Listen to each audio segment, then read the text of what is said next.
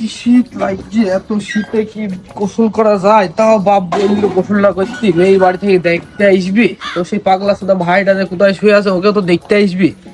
দেখি বাগান পানো আছে নাকি দেখে আসে। আর বাপ বললো খুঁজতে তো দেখি সেই পাগলা সাদা আবার কোথায় আছে। হ্যাঁ, ওই তো ওই জায়গায় মনে শুয়ে আছে ও। ওই হবে, যাই।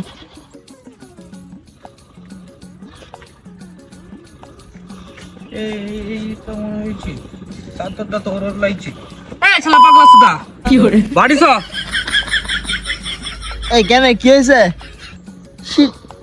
শীতের চোদনে বাচ্চি না আর এখানে চোদাইতেছে স্যার। কি করে?